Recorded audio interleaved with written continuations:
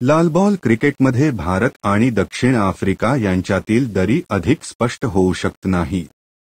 शफाली वर्माने विलक्षण 205 धावा करून गोलंदाजांना उद्ध्वस्त केले. स्मृती मंधानाने बेंगळुरूकडून चेन्नईतील एकदिवसीय कसोटीत शानदार 149 धावा करून तिचा एकदिवसीय फॉर्म पुढे नेला. जेमिमा रॉड्रिग्जने या फॉर्मॅटमधील तिसरे अर्धशतक झळकावले. भारताने दक्षिण आफ्रिकेचे आक्रमण हाणून पाडले. 525 धावा जमवल्या.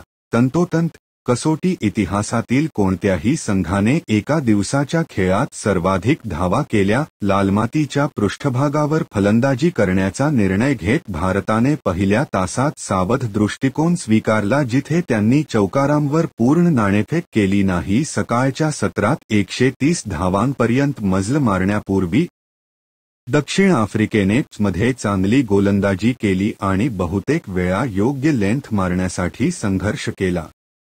पहिली खरी संधी तेव्हा मिळाली जेव्हा मॅरिझान कॅपने अर्धी संधी सोडली, जेव्हा मंधानाने 33 धावांवर मिडविकेटकडे ढकलले.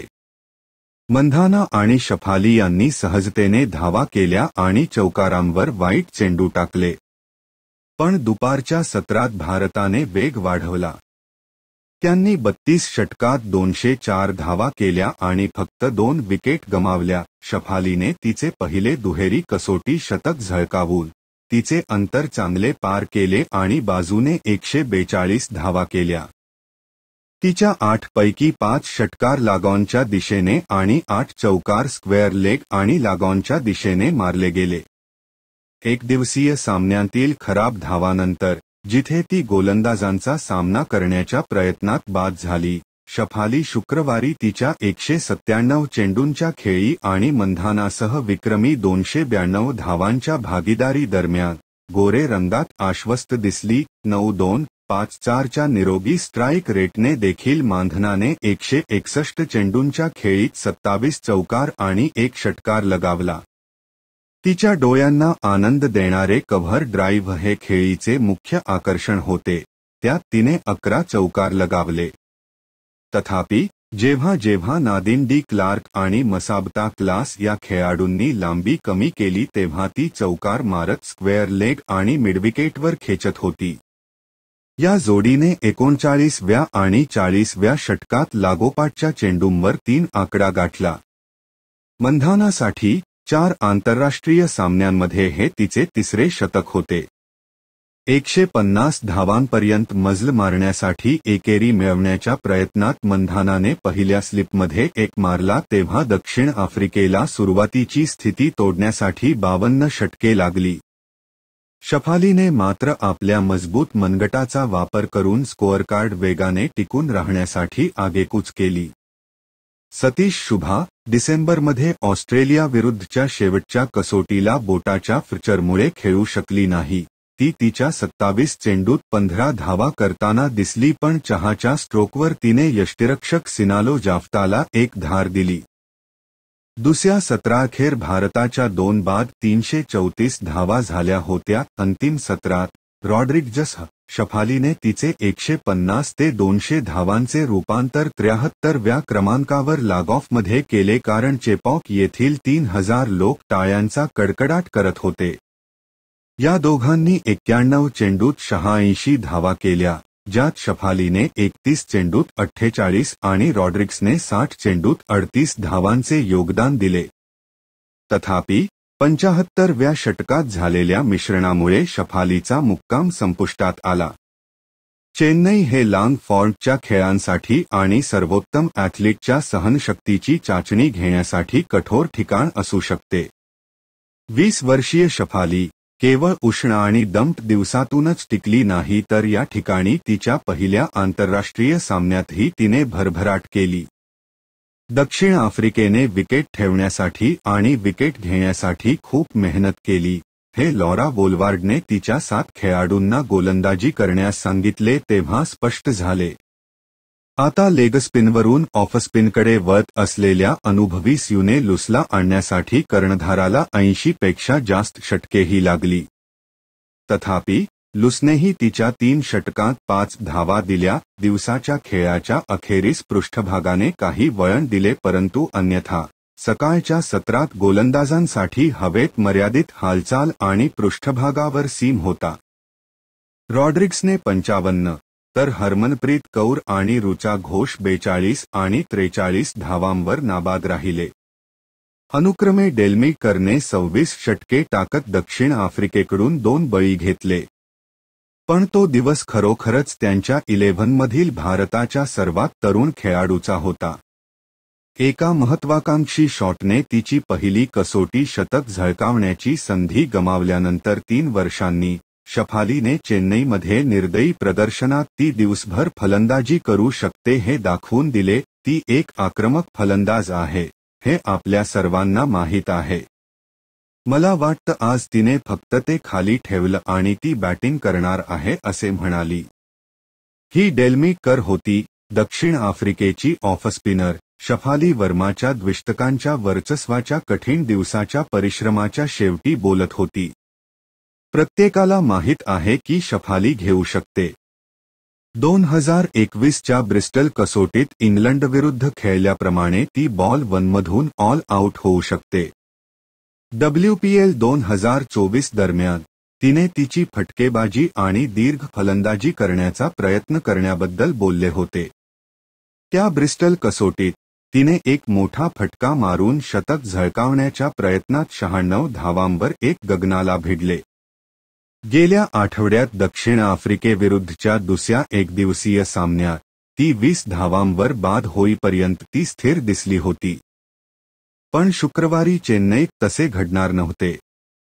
दक्षिण आफ्रिकेने कदाचित त्या दिवशी भारताने पहिले काही षटके कसे गेले ते अनेक फलंदाजी विक्रम मोडेल अशी अपेक्षा केली नसेल. परिस्थितीमधून फारशी मदत मिळाली नसली तरीही त्यांच्या वेगवान गोलंदाजांना काही लवकर स्विंग मिळाले आणि त्यांनी पहिल्या 8 षटकांत भारताला बिनबाद 15 धावांवर रोखले. स्मृती मांधना आणि शफाली यांनी सावधपणे सुरुवात केली. दक्षिण आफ्रिकेचे नवे गोलंदाज अनेकदा पूर्ण आणि बाहेर गोलंदाजी करत त्यांना गाडी चालवण्यास आमंत्रण देत.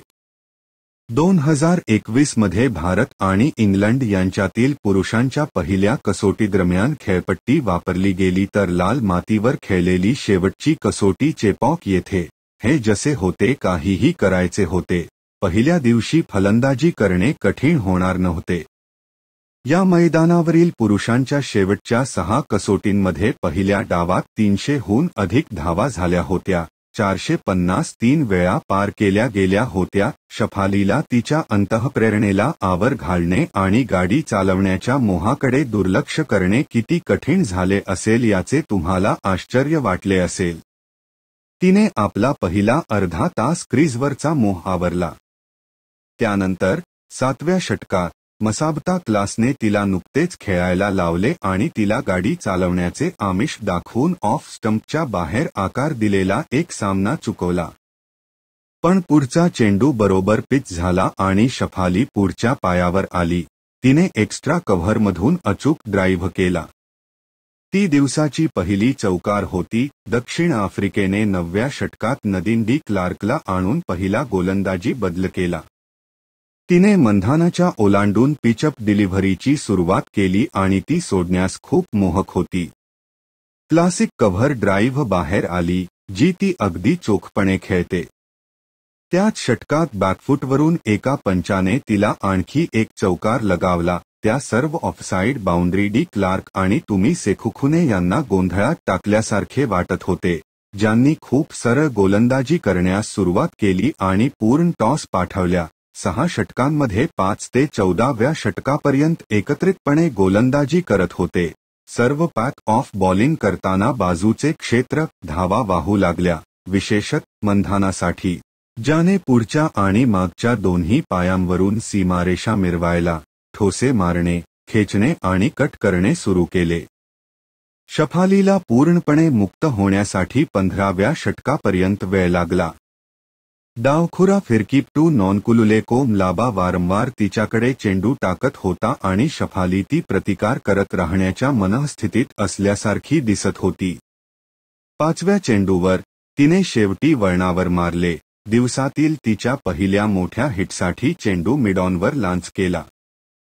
आज चेंडू चांगला येत होता आणि गेल्या 3 एकदिवसीय सामन्यांमधील माझ्या धावसंख्येने मला फक्त एक गोष्ट विचार करण्यास प्रवृत्त केले की मी बाहेर पडू नये आणि मी दिवसभर खेळले पाहिजे, शफालीने दिवसाच्या खेळानंतर सांगितले. म्हणून माझ्या ताकदीचा आधार घ्यायचा, थोडा वेळ घ्यायचा आणि विकेटवर टिकून राहण्याचा मार्ग शोधायचा विचार होता. ही भागीदारी फुलू लागली आणि शफालीही मस्तीमध्ये सामील झाली. जर मोजले तर सैल बॉलची वाट पाहत मंधानापेक्षा थोडी जास्त निवडक आहे. 17व्या षटकात मलाबा एक शॉट उतरला तेव्हा शफालीने माघारी धाडले आणि मिडविकेट बाउंड्रीकडे खेचले. मग तिने स्क्वेअरलेद्वारे डी क्लार्ककडून हवेत एक पूर्ण टिपला. जसजसा तिचा डाव पुढे सरकत गेला तसतसे तिने बिनधास्त लोफ्ट्स, उग्र खेचणे आणि अगदी स्लोगस्वीपचे अनावरण केले. 37व्या षटकात शफालीने मंधानाला मागे टाकले आणि तिच्या डावातील 15व्या चौकारासह 89 धावा केल्या. मंधानाने त्यावेळी 88 मध्ये 17 धावा केल्या होत्या. करच्या लागॉनवर क्लीन हिटने शफालीला 96 पर्यंत नेले. हा स्कोअर थोडासा इतिहास आहे. 9-6 धावांवर बाद होणे कोण विसरते, असा सवाल तिने पत्रकार परिषदेत केला. आज जेव्हा मी 96 धावांवर होतो तेव्हा मला ब्रिस्टल 2021 ला परत घेऊन गेले. मला वाटले होते की या 4 धावा कराव्यात आणि 100 धावा पार कराव्या. आणि तिने पुढच्या षटकात शैलीत फ्लिकसह मलाबाला फाईनलेग बाउंड्री शोधून काढली, जो तिचा दिवसातील सर्वात फलदायी शॉट होता. शफालीचे कसोटी क्रिकेटमधील पहिले शतक, कष्टाने मिळवलेले शतक साजरे करण्यासाठी तिने मंधानाला मिठी मारली तेव्हा सुटकेचा उसासा आणि मोठे स्मितहास्य आले.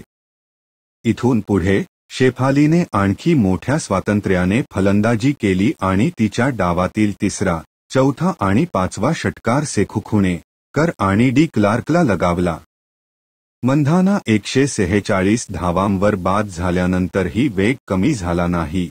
सलामीवीरांनी 52 षटकांत 292 धावा केल्या. उपाहार आणि चहापाण्याच्या 2 तासांच्या सत्रात भारताने केवळ 32 षटकांत 204 धावा केल्या. शफालीने 150 वरून 200 पर्यंत जाण्यासाठी केवळ 36 चेंडू घेतले आणि त्या कालावधीत 3 चौकार आणि 3 षटकार ठोकले. करकडून लागोपाठच्या चेंडूंवर 2 षटकार आले. दोन्ही षटकार तिच्या आवडत्या लागॉन क्षेत्रावर मारले गेले. त्या शॉट्सनी तिला 187 ते 199 पर्यंत मजल मारली. पुढच्या चेंडूवर कव्हर्सच्या एका सिंगलने तिच्या सर्व भावना बाहेर काढल्या. ब्रिस्टलमध्ये हरवल्याबद्दल तिने बरेच काही केले होते आणि चेन्नईच्या लोकांच्या पायावर उभ्या असलेल्या लोकांची कबुली देण्याआधी तिने आपली मूठ हवेत उडवली. त्यांचे मनापासून मनोरंजन झाले होते. चेन्नई येथे दक्षिण आफ्रिकेविरुद्ध भारताच्या 6 बाद 603 धावा.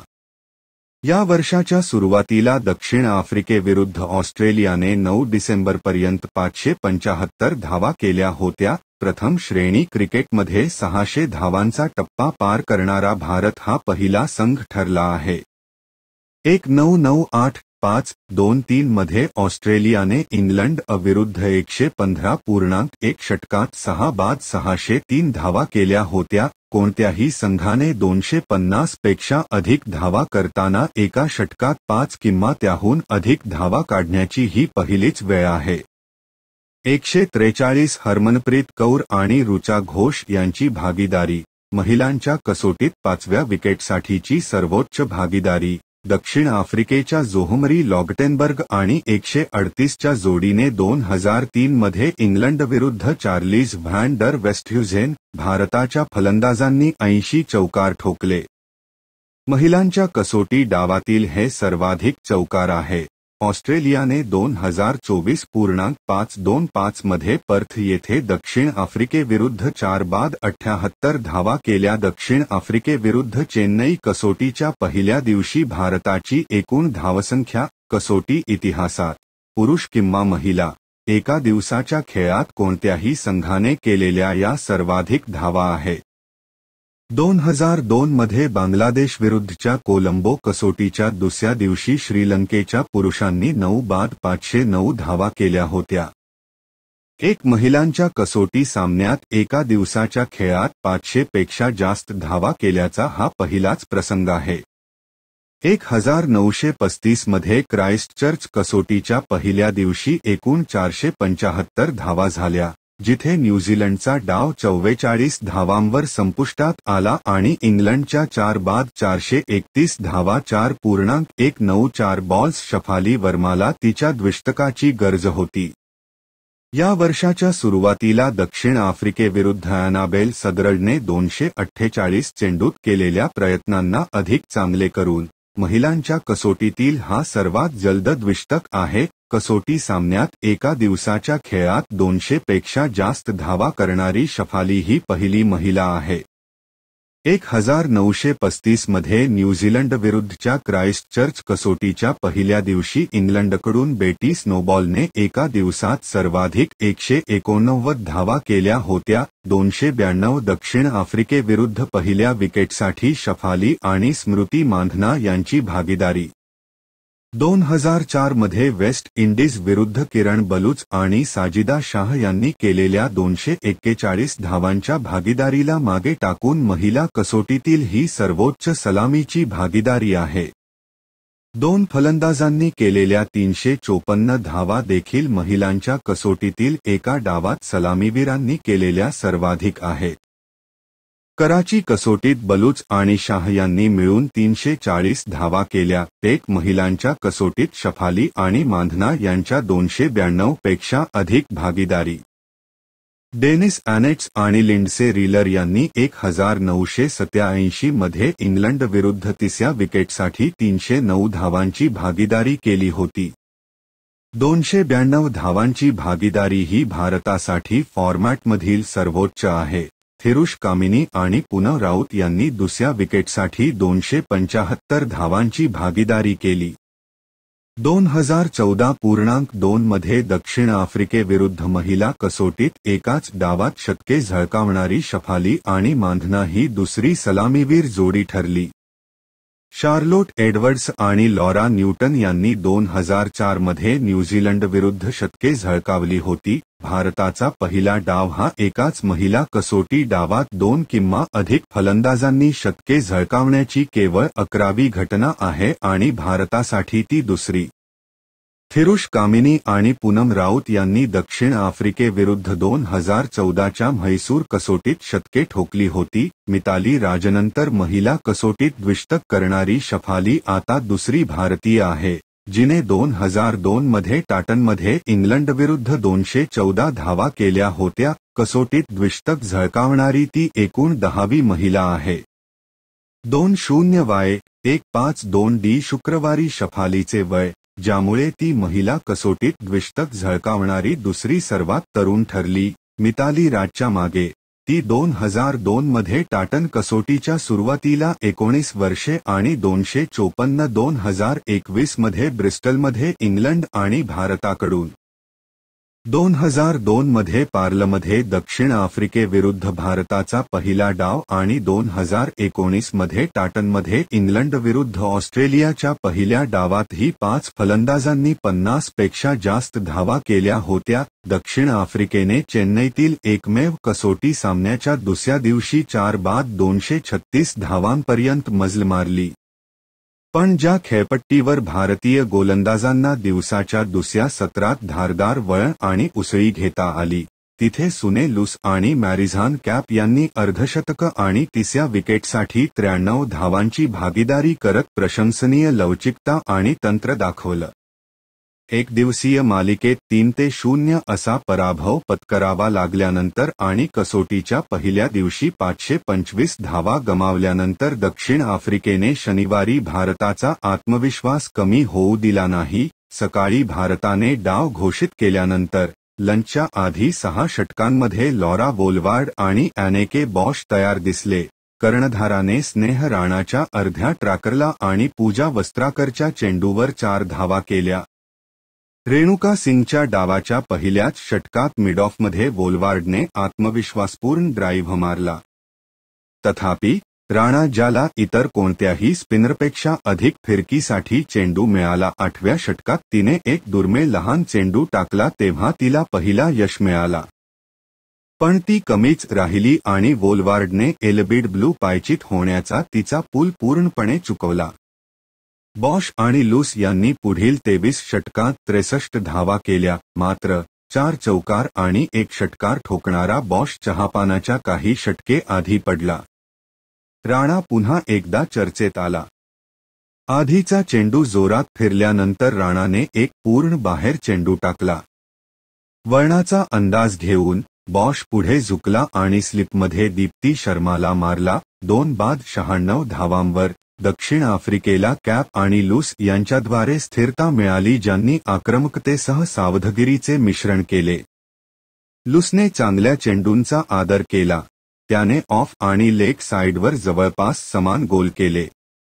तिने 164 चेंडूत 65 धावा केल्या, ज्यात 6 चौकार आणि 1 षटकार लागॉन राणा विरुद्ध होता. दीप्तीने लुसच्या इनसाइड एजला पराभूत करून तिला एलबीडब्ल्यूच्या पायचीत केल्यावर या दोघांनी 93 धावा केल्या. लुसने मैदानावरील निर्णयाचा आढावा घेतला पण तो व्यर्थ ठरला. डेलमीटकर राणाचा तिसरा बळी ठरला जेव्हा ऋचा घोषने तिला 8 चेंडूत 0वर बाद करण्यासाठी एक धारदार झेल घेतला. लुसप्रमाणेच कॅपनेही बॅकफुटवर खेळ केला आणि मुख्यतः ऑफ साइडवर धावा केल्या. त्यात तिच्या 8 चौकारांपैकी 7 चौकार आले. क्षेत्र तिने 87 चेंडूत 50 धावा केल्या आणि 125 चेंडूत 69 धावा करून नाबाद राहिली. शेवटच्या सत्राच्या शेवटी तिने क्रम्प्स आणि पाठीमागे ताठ मारा केला, पण तिची विकेट फेकली नाही. एकदा कर निघून गेल्यावर नॅडिन डी क्लार्कने कॅपला साथ दिली आणि या जोडीने 56 चेंडूत 38 धावांची अखंड भागीदारी केली. डी क्लर्कने शेवटच्या तासात चांगला इरादा दाखवला आणि 28 चेंडूत नाबाद 27 धावा करताना 5 चौकार लगावले. तत्पूर्वी घोष आणि हरमनप्रीत कौर यांनी धीरगंभीर सुरुवात केली, परंतु लवकरच त्यांची सुरुवात अर्धशतकांमध्ये बदलली. या जोडीने 143 धावांपर्यंत मजल मारली. हरमनप्रीतने दिवसाच्या 15व्या षटकात बाद होण्यापूर्वी 115 चेंडूत 69 धावा केल्या. जेव्हा वेगवान गोलंदाज तुमी सेखुखुणेने तिला पायचीत केले तेव्हा भारताची 5 बाद 593 अशी अवस्था झाली. घोषने शनिवारी आणखी 7 चौकार ठोकले, एकूण 16. तिची 90 चेंडूंची खेळी, शक्तिशाली कट शॉट्स खेळण्यासाठी तिच्या मजबूत मनगटाचा चांगला उपयोग केला. डावखुरा फिरकीपटू नॉनकुलुलेकोम लाबाच्या चेंडूवर स्वीप चुकवताना ती तिच्या कारकिर्दीतील सर्वोत्तम 86 धावांवर पडली आणि एलबीडब्ल्यू झाली. मारिझान कॅप झोनमध्ये होती.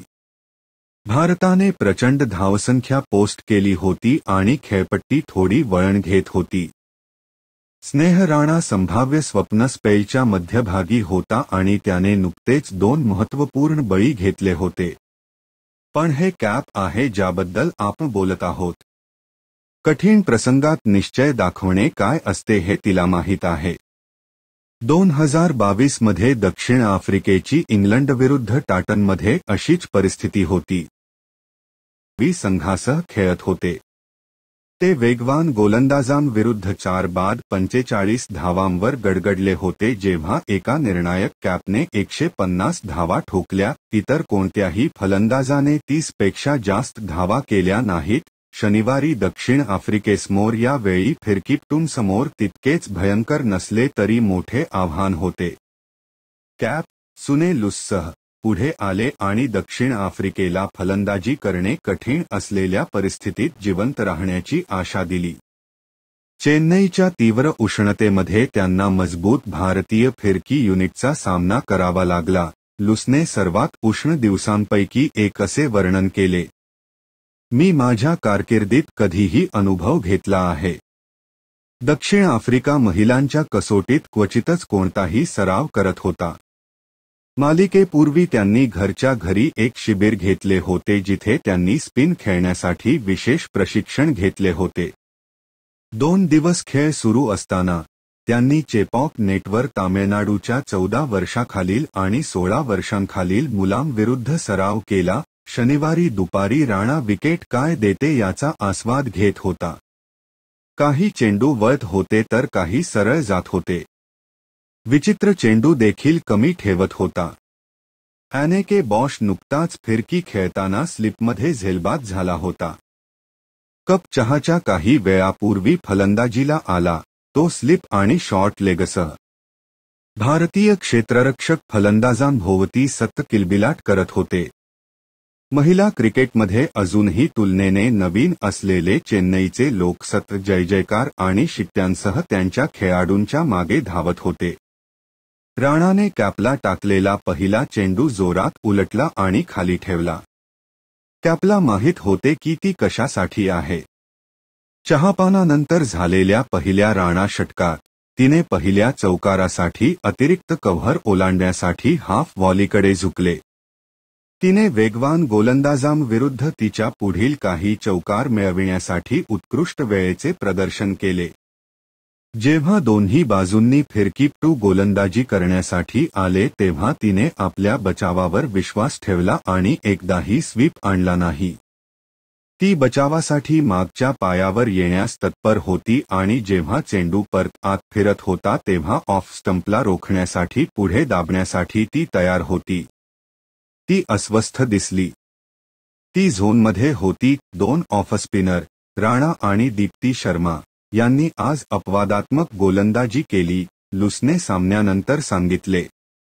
ते त्या रेव्हर्स मारत होते आणि आम्हाला कुठे जायचे मागे किंवा पुढे जेव्हा चेंडू पॉप अप होत होते किंवा कमी राहत होते तेव्हा आम्हाला माहीत नव्हते. त्यांनी खरोखरच अपवादात्मक गोलंदाजी केली आहे. परंतु कॅप्पी आणि मी, आम्हाला फक्त एक भागीदारी तयार करायची होती.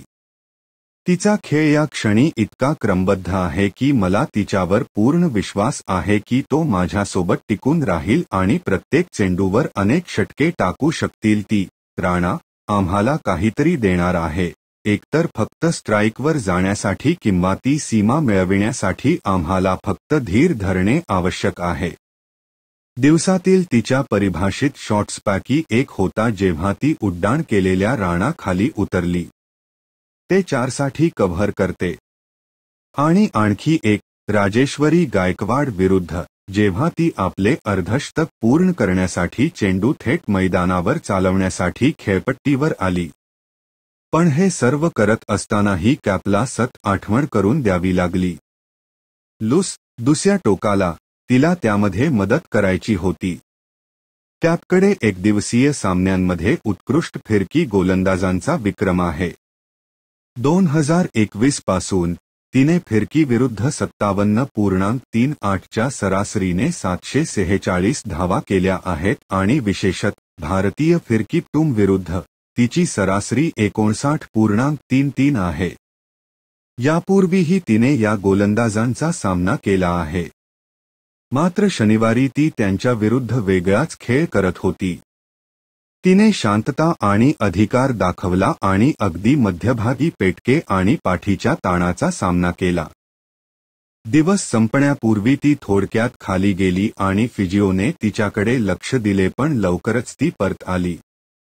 हे देखील लक्षात घेण्यासारखे आहे की ती तिच्या वर्कलोडचे व्यवस्थापन करताना हे करत होती. पाठीच्या दुखापतीनंतर ती मालिकेत गोलंदाजी करत नाही. दिवस संपेपर्यंत क्लोजिंग क्षेत्ररक्षकांचा किलबिलाट संपला पण चेन्नईच्या प्रेक्षकांनी तिच्या 158 मिनिटांच्या प्रयत्नांना दाद दिली. मात्र अद्याप काम झालेले नाही. दक्षिण आफ्रिका अजूनही 367 धावांनी मागे आहे. फॉलोऑन टाळण्यासाठी त्यांना 453 च्या पुढे जाण्याची गरज आहे.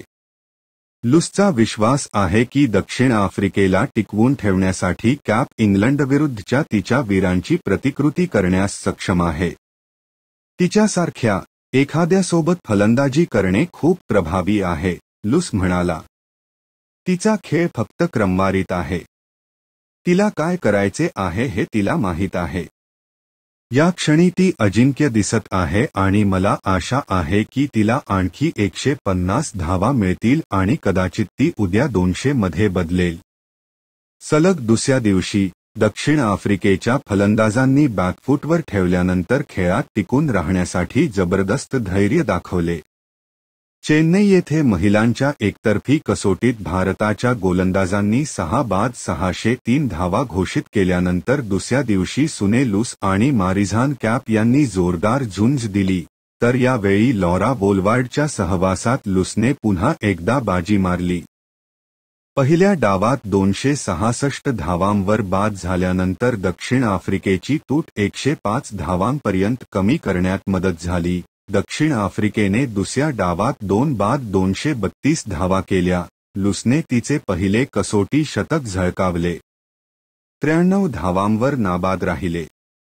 चौथ्या आणि शेवटच्या दिवशी दक्षिण आफ्रिकेला सामना बरोबरीत ढकलण्यासाठी आणखी अशीच अपेक्षा असेल. धुक्याच्या सकाळी भारतासाठी हे एक महत्त्वाचे सत्र होते, जिथे स्नेह राणाच्या खेळपट्टीवर अधिक वळण देणाऱ्या सनसनाटी गोलंदाजीमुळे तिने 5 विकेट्स मिळवल्या. शनिवारपासून 377 धावांवर 8 बाद 77 अशी तिची आकडेवारी दिली. दक्षिण आफ्रिकेने 6 विकेट गमावल्या. 4 बाद 236 अशी दिवसाची सुरुवात केल्यानंतर 30 धावा. राणाला तिच्या तिसऱ्या षटकात, दिवसाच्या 5व्या षटकात पहिला यश मिळालं, जेव्हा तिने 74 धावांवर सुसज्ज असलेल्या कॅपला जवळजवळ खेळता येणाऱ्या चेंडूवर बाद केले. कॅपला चेंडूच्या रूपात अतिरिक्त बाउन्सने पूर्ण केले. ऑफ आणि मिडलवर पिचिंग केल्यानंतर तिच्या बाहेरील काठावर मात करण्यासाठी आणि ऑफ स्टंपच्या वरच्या भागावर जाण्यासाठी पॉप अप झाला. 3 चेंडूंनंतर राणाने सिनालो जाफ्ताला बाहेर काढले, ज्याने शुभा सतीशला शॉर्ट लेगवर इनसाइड केले. 3 षटकांनंतर दीप्ती शर्माने तिची दुसरी विकेट घेतली. यावेळी बॉल कमी राहिला जेव्हा नवोदित ॲनेरी डेरकसेन तिच्या प्रॉडसह चुकली आणि तिच्या मागच्या पॅडवर आदळली. दक्षिण आफ्रिकेने रिव्ह्यू घेतला पण तो व्यर्थ गेला. पुढील षटकात राणाने तिची 6वी खेळी केली जेव्हा नदीन डी क्लार्क स्क्वेअर लेगच्या दिशेने फटके मारत मारली गेली, जिथे राजेश्वरी गायकवाडने कॅच पूर्ण करण्यासाठी समोर डायव्ह टाकला. राणाने डाव संपवल्यानंतर लगेचच क्रमांक 7 आणि क्रमांक 8 आला. कसोटी क्रिकेटमध्ये एका डावात 8 बळी घेणारी राणा ही दुसरी भारतीय महिला ठरली. नीतू डेव्हिड आता भारताच्या निवड समितीचे अध्यक्ष आहे, जिने 1995 मध्ये जमशेदपूर येथे इंग्लंडविरुद्ध 2 धावांनी 53 धावांत 8 विकेट घेतल्या होत्या. दक्षिण आफ्रिकेच्या 337 धावांनी पिछाडीवर असताना भारताने फॉलोऑन लागू केला. त्यानंतर पहिल्याच षटकात दीप्ती स्मोर पायचीत झाल्यावर त्यांनी अनेके बॉशला कमी बाउन्सवर लवकर गमावले. पण वोलवार्डने तिच्या कव्हर ड्राईव्हला खिळे ठोकले आणि तिच्या दृष्टिकोनात आश्वस्त दिसली. उपाहारापर्यंत दक्षिण आफ्रिकेची धावसंख्या 1 बाद 29 अशी होती.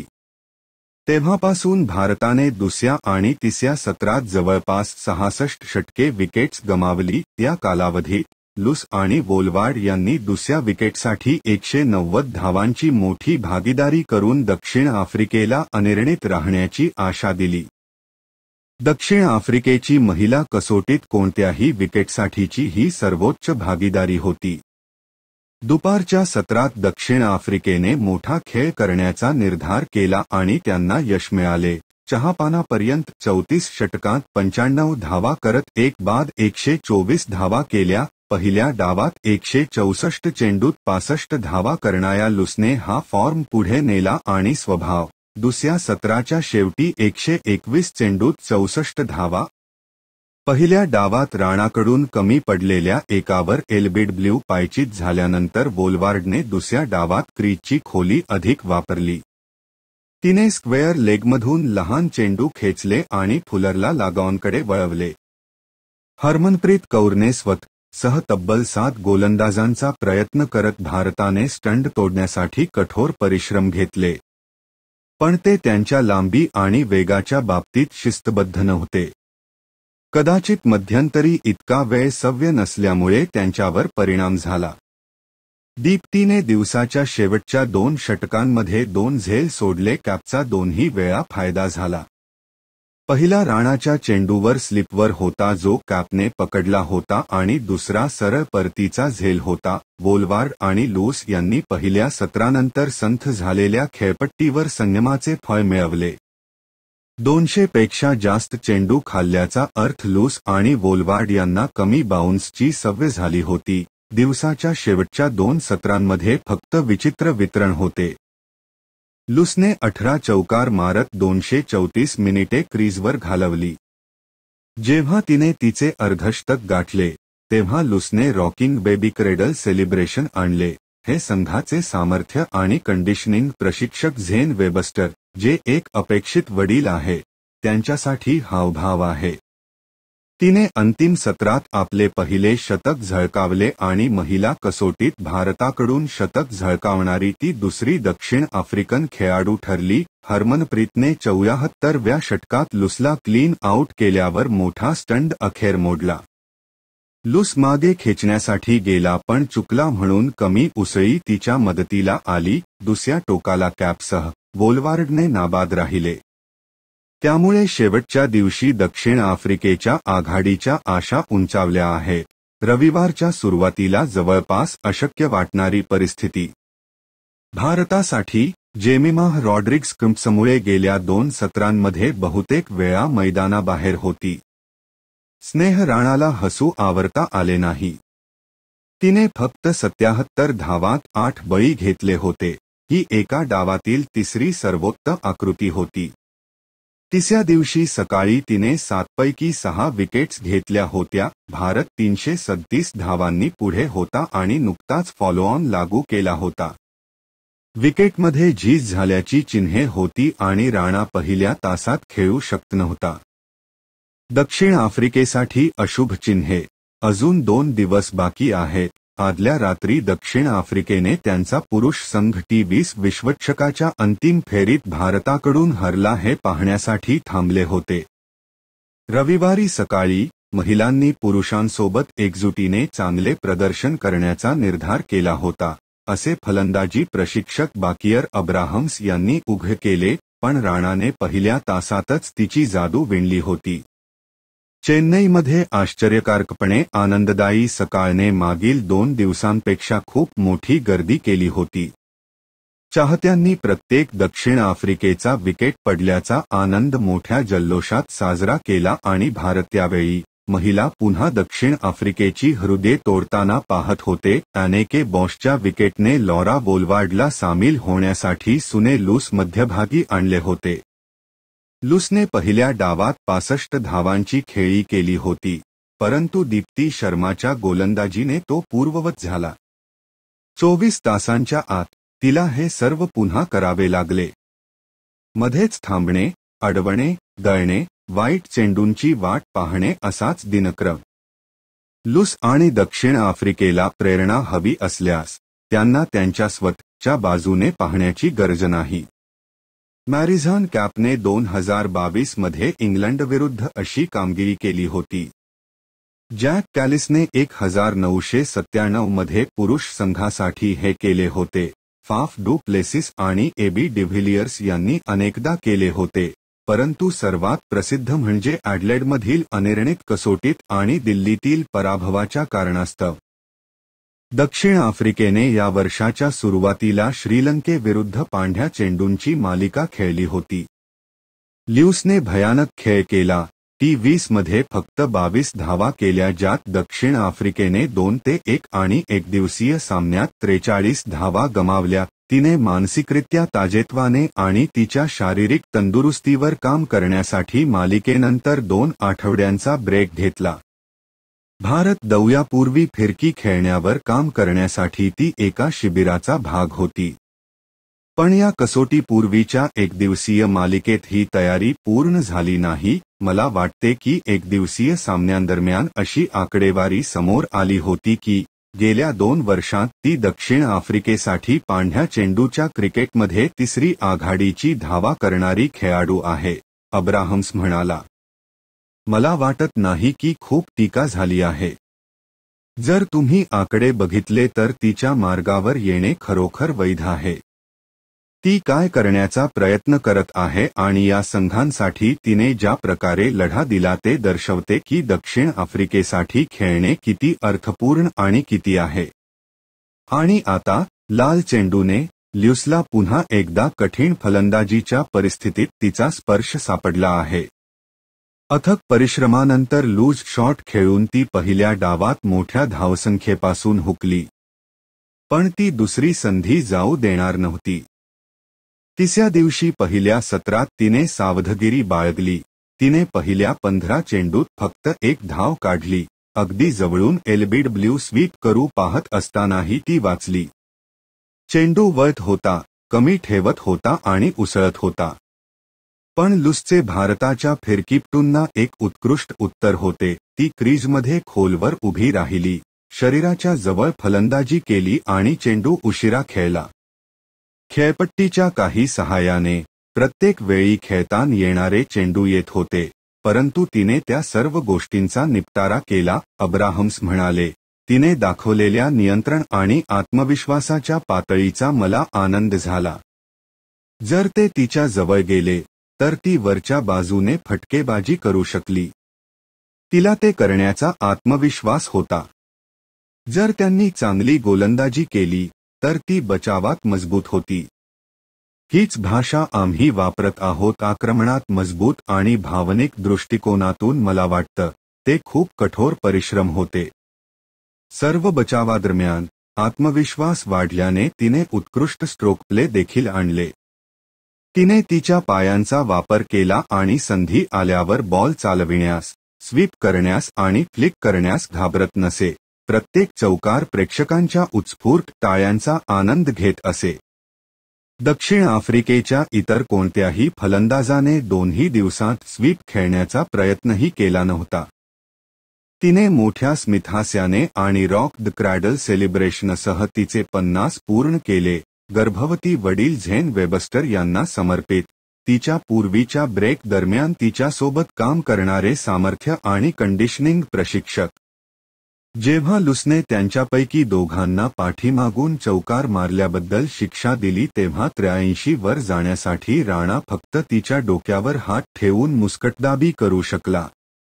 काही तासांतच दक्षिण आफ्रिकेने तिला हताश केले होते. लूसने लवकरच तिचे शतक साजरे केले, गर्जना करून आणि वोलवार्डला घट्ट मिठी मारली.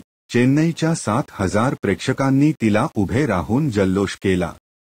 तिच्या 12 वर्षांच्या खेळी कारकिर्दीतील हे तिचे दुसरे शतक होते. शेवटचा सामना गेल्या वर्षी पाकिस्तान विरुद्धच्या एकदिवसीय सामन्यात आला होता. आमचा एक संभाषण असा होता की तिने पहिल्या डावात धावसंख्या मिळवली पण ती मॅचडिफिनिंग स्कोअर नव्हती, अब्राहम्स म्हणाला. हे नेहमी एका कामगिरीला दुसऱ्या कामगिरीचे समर्थन करण्याबद्दल आणि मी केले आहे हे कधीही स्वीकारत नाही. मला स्कोअर मिळाला म्हणून मी थोडा मागे बसू शकेन. हा तिच्या खेळीचा सर्वात प्रभावी भाग होता. बाकी संघासाठीही हा धडा होता असे मला वाटते. ज्या क्षणी तुम्हाला चांगला परफॉर्मन्स मिळेल, तुम्ही जाण्याची खात्री करा आणि दुसऱ्याचा बॅकअप घ्या.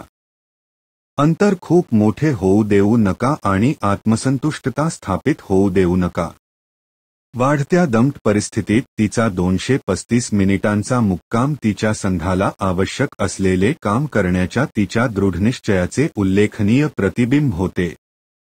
दक्षिण आफ्रिकेला बरोबरीच्या आशेने दुसऱ्या दिवशी वॉलवार्ड आणि फॉर्ममध्ये असलेल्या कॅपला मध्यभागी खेचावे लागेल. आणि कदाचित लूसच्या अतुलनीय खेळीच्या जोरावर दक्षिण आफ्रिका मायदेशी परतलेल्या क्रिकेट चाहत्यांच्या चेहऱ्यावर हसू आणू शकेल. भारतीय महिला संघासाठी सलग 3 कसोटी विजय डिसेंबर 2023 मध्ये इंग्लंड आणि ऑस्ट्रेलिया विरुद्ध आणि आता दक्षिण आफ्रिकेविरुद्ध महिलांच्या कसोटीत ही संयुक्त सर्वाधिक प्रदीर्घ विजयाची मालिका आहे. 2006 ते 2014 दरम्यान भारताने कसोटी विजयाची हॅट्रिक केली होती, तर ऑस्ट्रेलियाकडे अशा 3 मालिका होत्या. भारताने हरमनप्रीत कौरच्या नेतृत्वाखाली 3ही कसोटी सामने जिंकले आहेत. कर्णधार म्हणून पहिले 3 कसोटी सामने जिंकणारी ती पहिली महिला आहे. हरमनप्रीत आता महिला कसोटीत भारताची सर्वात यशस्वी कर्णधार आहे. मिताली राजच्या बरोबरीने तिनेही 3 विजय मिळवले आहेत. एक महिला कसोटीच्या दोन्ही डावात 250हून अधिक धावा केल्या असूनही दक्षिण आफ्रिका हा पराभूत होणारा पहिला संघ ठरला आहे. त्यांनी केलेल्या 639 धावा 2023 मध्ये इंग्लंडने ऑस्ट्रेलियाविरुद्ध केलेल्या 641 धावांच्या मागे. महिलांच्या कसोटीत सर्वाधिक पराभव पत्करलेल्या चेन्नईचा दुसरा क्रमांक आहे. स्नेह राणाच्या गोलंदाजीच्या जोरावर दक्षिण आफ्रिकेचा पहिला डाव 77 धावात 8 बाद. महिला कसोटीत 8 बळी घेणारी ती फक्त तिसरी गोलंदाज ठरली. नीतू डेव्हिडने 1995 मध्ये जमशेदपूरमध्ये इंग्लंडच्या दुसऱ्या डावात 53 धावात 8 बळी घेतले होते, तर ॲशले गार्डनरने गेल्या वर्षीच्या ॲशेस कसोटीत चौथ्या डावात 66 धावात 8 बळी घेतले होते. कसोटीत 10 बळी घेणारी राणा ही दुसरी भारतीय महिला आहे. तिने दुसऱ्या डावात 188 धावात 10 बाद 10 अशी 2 षटके घेतली. झुलन गोस्वामीने 2006च्या टाटन कसोटीत इंग्लंडविरुद्ध 78 धावात 10 बळी घेतले. चेन्नई येथे दक्षिण आफ्रिकेविरुद्ध शफाली वर्माने केलेल्या 229 धावा. महिलांच्या कसोटीत भारतीयाने केलेल्या सर्वाधिक धावा. संध्या अग्रवालने 1984 मध्ये वानखेडेवर ऑस्ट्रेलियाविरुद्ध केलेल्या 217 धावा. शफालीच्या 229 धावा ही एका कसोटी सामन्यात एका महिलेने केलेल्या तिसऱ्या सर्वाधिक धावा आहेत. किरण बलूचच्या 2004 मध्ये वेस्ट इंडीजविरुद्ध 264 धावा आणि 2023 मध्ये ऑस्ट्रेलियाविरुद्ध टॅमी ब्युमॉन्टच्या 230 धावा केल्यानंतर 3 महिलांनी आंतरराष्ट्रीय क्रिकेटमध्ये तिन्ही फॉर्मॅटमध्ये शतके झळकावली. लॉरा वोलवार्ड, हेथर नाईट आणि टॅमी ब्युमॉन्ट यांच्या पहिल्या कसोटी शतकासह यादीत सामील झाली. दुसऱ्या डावात वोलवार्डची 122 ही महिला कसोटीत दक्षिण आफ्रिकेसाठी 2022 मध्ये इंग्लंडविरुद्धच्या 150 धावा नंतरची दुसरी सर्वोच्च धावसंख्या आहे. 2 सामन्यात सून लुससाठी 50 पेक्षा जास्त स्कोअर 65 आणि 109. हा पराक्रम करणारी ती पहिली दक्षिण आफ्रिकन आहे. लुसच्या आधी कसोटी पराभवाच्या दोन्ही डावात फक्त ताहलिया मॅकग्राने 50 पेक्षा जास्त स्कोअर केले होते. मॅकग्राने गेल्या वर्षी भारताविरुद्ध वानखेडे कसोटीत 50 आणि 73 धावा केल्या होत्या. दक्षिण आफ्रिकेच्या दुसऱ्या डावात दुसऱ्या विकेटसाठी वोलवार्ड आणि लुस यांच्यात 190 धावांची भागीदारी. महिलांच्या कसोटीत दक्षिण आफ्रिकेसाठी ही सर्वोच्च भागीदारी आहे. 2003 मध्ये इंग्लंडविरुद्ध 5व्या विकेटसाठी जोमारी लॉगटेनबर्ग आणि चार्लीज व्हॅन डर वेस्टह्युझेन यांच्यातील 138 धावांची भागीदारी. चेन्नईमध्ये भारत आणि दक्षिण आफ्रिकेने केलेल्या धावा ही महिलांच्या कसोटीतील दुसऱ्या क्रमांकाची सर्वोच्च भागीदारी आहे. नॉटिंगहॅम येथे गेल्या वर्षीच्या ॲशेस कसोटीत इंग्लंड आणि ऑस्ट्रेलियाने 1371 धावा केल्या. भारताने या सामन्यात 640 धावा केल्या. महिलांच्या कसोटीत एकूण चौथ्या क्रमांकाचा सर्वोच्च संघ आहे, तर दक्षिण आफ्रिकेच्या 639 धावा 5व्या क्रमांकावर आहे. भारताने चेपॉक येथे अंतिम दिवसाच्या शेवटच्या सत्रात दक्षिण आफ्रिकेविरुद्धची एकमेव कसोटी 10 गडी राखून जिंकली आणि पाहुण्यांना आतापर्यंत मालिकेत विजय मिळवता आला नाही. शफाली वर्माचे द्विशतक, स्मृती मांधनाचे 149, स्नेह राणाचे 10 विकेट्स भारतासाठी अनेक उच्चांक होते. कसोटीच्या परिस्थितीत दक्षिण आफ्रिकेने जवळपास 240 षटके ज्याप्रकारे चिवट झुंज दिली त्याबद्दलही हा सामना लक्षात राहील. 6 बाद 603 धावांवर घोषित केल्यानंतर दक्षिण आफ्रिकेने भारताला दुसऱ्यांदा फलंदाजी करण्यास भाग पाडले आणि मर्यादित लाल चेंडूच्या सरावामुळे पाहुण्यांचा विलक्षण दृढनिश्चय दिसून आला. पहिल्या डावात 266 धावात आटोपल्यापासून दक्षिण आफ्रिकेने लॉरा वोलवार्ड, स्युने लुस आणि निर्णायक नदीन डी क्लार्टो यांच्या प्रत्येकी शतकांमुळे अंतिम सत्रापर्यंत स्पर्धा जिवंत ठेवली. दक्षिण आफ्रिकेने 2 बाद 232 धावांवर चौथ्या दिवसाची निराशाजनक सुरुवात केली. ती 105 धावांनी पिछाडीवर होती. वोलवार्ड तिच्या पहिल्या शतकापासून 7 कमी होते. तिने 259 चेंडूंमध्ये तिचे शतक पूर्ण केले. ऑफ स्टंपच्या लहान आणि रुंद कोणत्याही गोष्टीची शिक्षा दिली, परंतु खेळाच्या 15 षटकांमध्ये दक्षिण आफ्रिकेने मॅरिझान कॅपला गमावले जेव्हा तिने चुकीच्या रेषेवर खेळले आणि दीप्ती शर्माने एलबीडब्ल्यू पायचीत केले. पुढील षटकात जेमिमाह रॉड्रिक्सने राणाच्या चेंडूवर धारदार गोलंदाजी केली तेव्हा डेल्मीकर बाद झाला. त्यानंतर काही वेळातच डावखुरा फिरकीपटू राजेश्वरी गायकवाडने दिवसाच्या पहिल्याच षटकात वोलवार्डला 122 धावांवर बाद केले. पहिले 4 चेंडू ऑफ स्टंपबाहेर टाकल्यानंतर तिने मधल्या आणि पायावर 1 धाव घेतली आणि ती वोलवार्डच्या अपेक्षेपेक्षा लवकर गेली. तिला समोर अडकवण्यासाठी 30 षटके, 70 धावा, सकाळी 3 विकेट. भारताला विजयासाठी आणखी फक्त 5ची गरज होती पण त्यासाठी त्यांना खूप मेहनत करावी लागली. दुपारचे सत्र शांततेचे ठरले आणि दक्षिण आफ्रिकेने 29 षटकात 34 धावा केल्या. डी क्लार्क त्या काळातील एक अनसंग हिरो होता. तिच्या स्लोबर्नमध्ये आनंद होता आणि लांब खेळ खेळण्याच्या तिच्या क्षमतेची चाचणी होती. पांढ्या चेंडूच्या क्रिकेटमध्ये ती सहसा अतिआक्रमक असते. डी क्लार्कने मैदानावर 213 मिनिटे घालवली आणि 174 चेंडूंत 7 चौकारांसह तिचे पहिले कसोटी अर्धशतक झळकावले.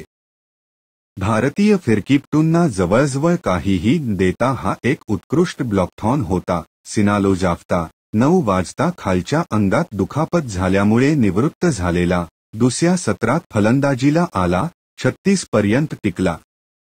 चहापानाच्या वेळी दक्षिण आफ्रिकेने 8 बाद 336 धावा केल्या होत्या. एका धावेने पिछाडीवर होती आणि ते षटके टाकून फलंदाजी करतील असे वाटत होते. डी क्लर्कने तिची लवचिकता कायम ठेवली तर ती अनिर्णित राहिली पण नंतर कोठूनही विकेट निघाली.